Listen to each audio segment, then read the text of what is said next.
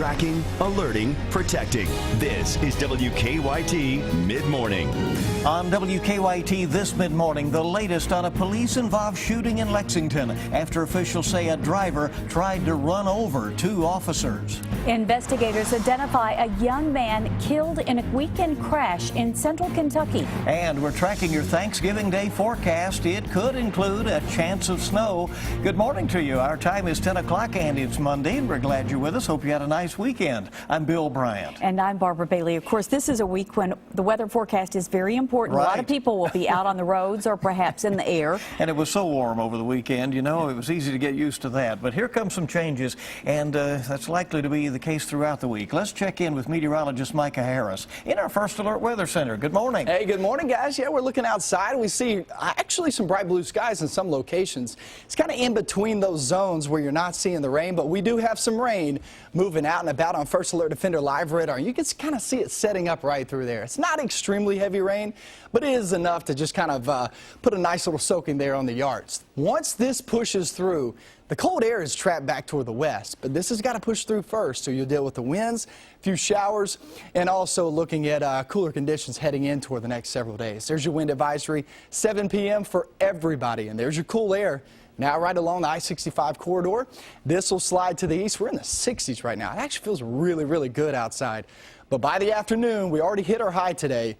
51 this afternoon with gusty showers. It only gets colder from there on out, and maybe even some snow for Old Turkey Day. I'll show you that forecast coming up in about 10 minutes. We thank you. WKYT beginning now with a breaking national news alert. CBS News has confirmed that Chuck Hagel is stepping down as U.S. Defense Secretary. A senior defense official said Hagel submitted his resignation. Will be submitting it later this morning. He agreed to remain in office until his successor is confirmed by the Senate. Hagel has served as Pentagon chief since February of last year. He's the only Republican on the president's national security team. President Obama is expected to announce publicly that resignation later today. We'll be continuing to cover that more as it's available hopefully on our noon newscast. Two Lexington police officers are on administrative duty today after they shot a man during an alleged drug deal. This morning we're learning more about the man who was shot. Lexington police say Joseph Kilburn was wanted on a warrant for failure to appear out of Scott County at the time of yesterday's shooting. Police suspect he was taking part in a drug deal outside a church on Ironworks Pike when he reportedly tried to run over two approaching officers. Those officers opened fire, hitting Kilburn. An update on his condition is not available. Now, Lexington's police chief says officers Christopher Malone and Wesley Farley were patrolling the Legacy Trail when they noticed the suspicious activity in the church parking lot. The officers were not hurt. Both, again, are now on administrative duty. We are tracking two crime alerts this morning after a pair of business break-ins. The first happened around 4 this morning at Complete Automotive Repair on Palumbo Drive. Police say someone smashed their way through the front door and stole hundreds of dollars from the office. About 45 minutes later, police say someone pried open the front door of Pepe's Mexican restaurant on Eagle View Drive. The manager says the suspect got into a register, but it was empty. Nothing was stolen in that case. No arrests have been made after a reported armed robbery attempt on the EKU campus. Police issued a crime alert after last night's incident outside Clay Hall. Students were asked to stay indoors until the alert was canceled. Police say the suspect was wearing a black and red jacket over a hoodie. A Kentucky woman is accused of being drunk while driving a bus full of students. State police arrested Holly Brown in Washington County. Investigators say that an off-duty deputy noticed the charter bus that she was driving was swerving on the Bluegrass Parkway. Dozens of students from Elliott County High School were on the bus for a field trip. Brown is charged with DUI and wanton endangerment.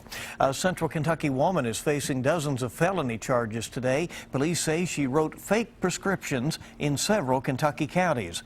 Melanie Ruth is accused of using her job at a Boyle County doctor's office to gain access to blank prescription pads.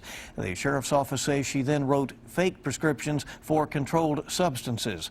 Ruth is facing 57 felony charges, and police say more charges are likely. Investigators have identified a man killed in a weekend crash. The Woodford County coroner says 20-year-old Jalen Tong of Bardstown lost control of his truck Sunday on the Bluegrass Parkway. The truck flipped several times into oncoming traffic, ejecting Tong and his passenger. The coroner says Tong died at the scene. The other man was taken to UK hospital, but his name and condition have not been released. Police will not say if foul play is suspected in a Madison County death investigation.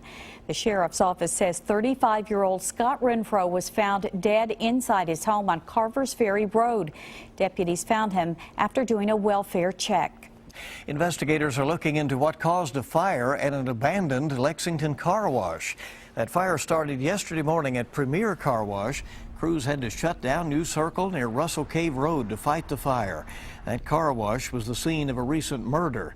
Last month, police found Brian DePreta's body inside. 3 people have been charged with murder and robbery in that case. Funeral arrangements are now set for a former Lexington mayor. Foster Pettit died after getting a bacterial infection. His boat capsized during an October fishing trip in the Louisiana Delta. Pettit was Lexington's mayor from 1972 to 1978, the first mayor of the merged government. His funeral will be Saturday at First Presbyterian Church on North Mill Street. Foster Pettit was 84 years old. Always an outstanding leader. Well, the search for an interim superintendent for Fayette County Public Schools continues today with one less candidate.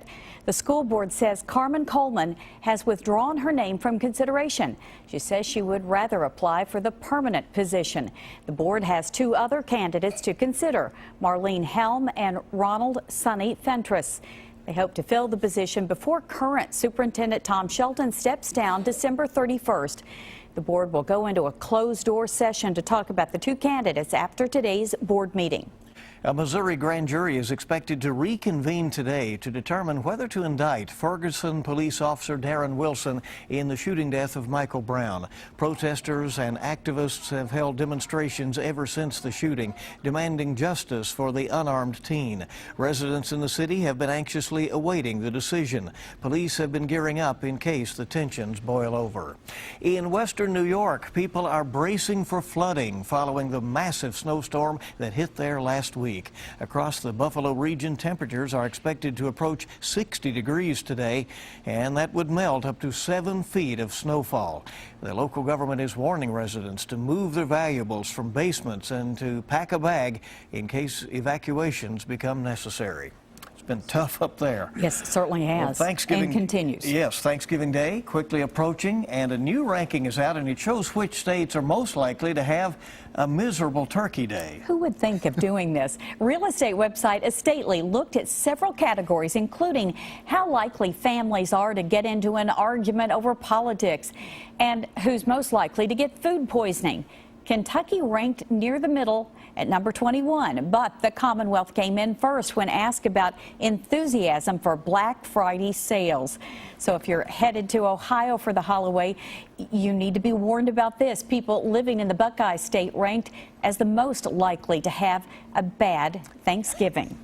So now you know it. Take a good attitude if you're headed up to Ohio, right? Yeah. And if you just can't get enough of the turkey and stuffing this Thanksgiving, now you can also have it for dessert. An ice cream shop in Portland called Salt and Straw has whipped up 6 new Thanksgiving-themed flavors, including cranberry walnut stuffing and salted caramel Thanksgiving turkey. That flavor is made with turkey fat and fried turkey. They'll ship the ice cream for $65. So you get some here if you want to try it. I think the thought is enough, don't you think? It's enough to talk about it. Interesting flavor. Who knows? It may be good. Yeah.